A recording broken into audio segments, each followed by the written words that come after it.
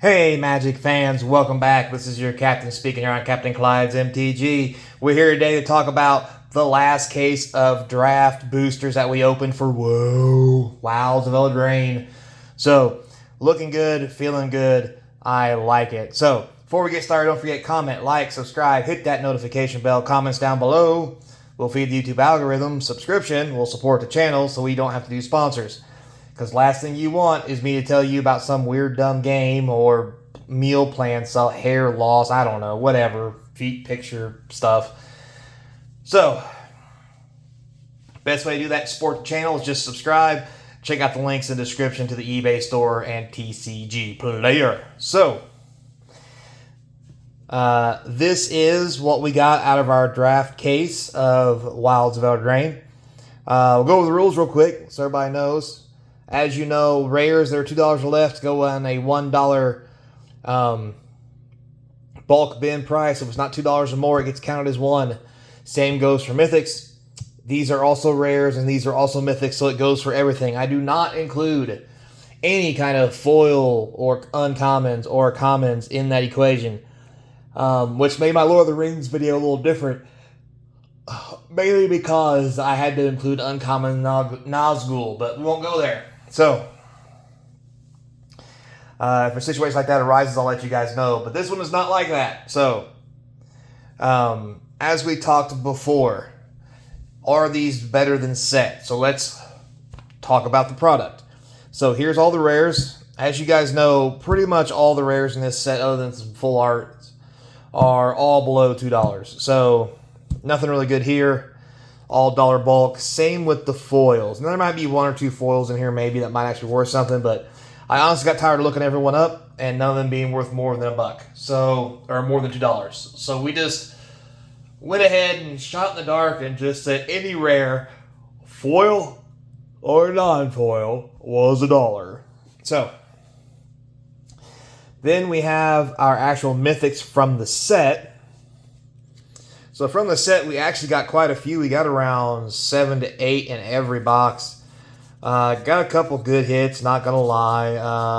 Some okay, some not. We got 2 Moonrakers. We did manage 3 mythic foils. 3 mythic if you count this one over here.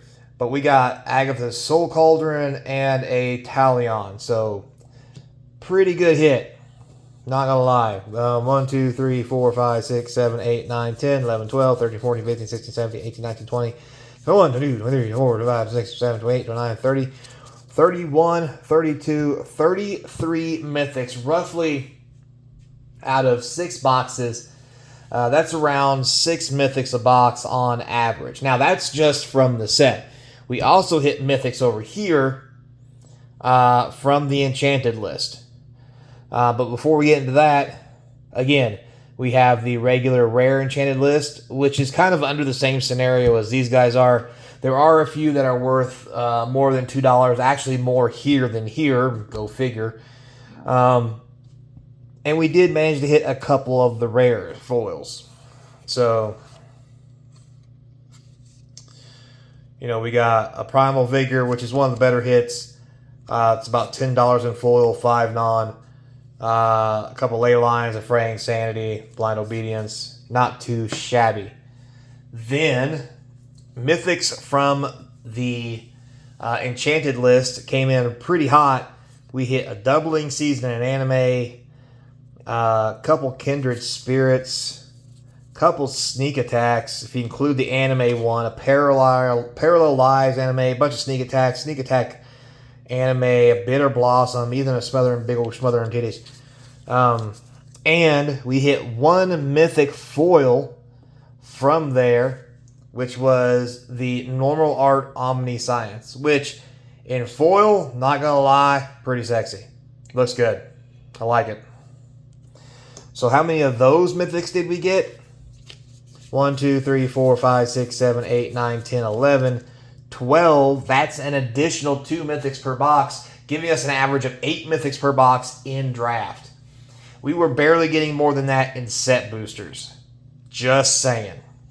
So, that's what we got. That's the basic rundown. What does that mean? Well, let's go to the handy dandy notebook. Come over here and grab this. And here we are. So, as you can see, we had some good and bad boxes. We had a 103, a 105, a 69, 103, a 78, and a 143. So, if you know my tinfoil hat theory, 2 good, 2 medium, 2 bad, we do definitely have 2 bad boxes. We ended up with 3 in the medium range and 1 that was extra good. And I'll be honest with you, the reason that one's so good is because we got a doubling season. Any one of these 3 here, if we would have got anything around doubling season, would have easily been a 140 box as well. So I think that's probably just bad luck to some degree. But with that being said, as you look at this, you can see in the mythics from the set, 14, 28, 34, 33, 11, 34. Not a whole lot of mythic power from the set. Now, if you look at the enchanted side, 38 is better than that by 4. 44, almost double. 22, still better. That's why the box was bad, though. 37 is more than 33. 34 is 3 times better than 11. 76, almost double that. Actually, it is double that. What it goes to show is the reprint power in this set is way better than the actual power. Which may be why set boosters suck so much, because they don't give you any extra reprint power. They just give you more rares from the set, which doesn't help, or mythics. As you can see, we averaged about 33 rares per box. This one had 31. I'm not really sure what happened there. Probably a couple extra mythics. But it's all pretty average. And to be fair, if we didn't have the mythics from this, the rest of these cards, or these boxes, would probably be around $80 boxes, which is pretty bad. So every time Wizard comes out with a box now, if the set's not good enough, they're going to have to put something in it to make it worth the price value. So after it's all said and done, add it together, average it out, $100. As of the filming of this video, draft's going for around $110, so that's about $10 less than it should be. Not terrible. To make any money on this case, you had to buy every box for $80. So to break even.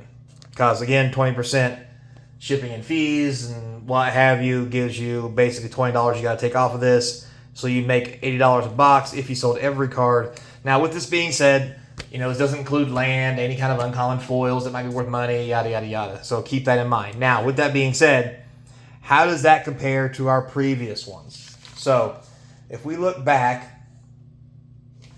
where'd I put it? Here it is. At our previous one, we have our WoW draft here. It averaged 108. Now, with that being said, you can see there's a couple average, a low box, a couple high boxes. This is probably just natural card degradation from the market being flush with product and going down. Next, if you look at set was 131. It's currently selling for around 125, I think, as of filming this video. So technically you did make 5 more. It is more valuable. You get more value if you open set. But if you look at the box values, like other than if it wasn't for these 2 boxes, these would be all box prices very close to draft. Because there was bad boxes. There was 100 here, a 121, 114. So you could technically say that set is better looking at this, but here's my problem with that. I want you, when you look at the set boxes, I'm sorry, this is the draft. The set's down here. If you look here, the top corner here, these were list prices. 0, 7, $12. Woo. 0, 4, 3. No value in the list, which was the whole reason to have the list. Yeah, the other cards kind of made up for it, but again, like we saw, if it wasn't for these cards over here, the rest of the set would be pretty much useless. So with that being said, also you can look and you can see most of the time the rares were around the same as draft. Mythic value was about the same. The only thing that really got me out of the set box value was the simple fact that the cards here pulled up some of the slack. And one of the things I didn't do here that I did on the other one was I put these mythics together in these columns along with the rares in these columns. So there's a good chance that these box numbers are not good because these are in there. So it's really interesting when you look at it. At the end of the day, I still believe draft boxes are the way to go with this set. Because if you really want something special and it looks nice and has extra art or whatever, your best bet is collectors, not any real premium to set, other than the set reprint cards, which honestly aren't that great. So, yeah, there I said it. Draft is better than set. Can't believe it. But overall winner is collector boosters, especially to get these kind of one-ofs that you want for your commander decks. You definitely want collector boosters. So, at the end of the day, I hope it helps. Hope you guys learned something. Till next time, be kind. Hope to see you cross from the game table. Later, player. Oh, now that that's over. I sore all this shit. Jesus.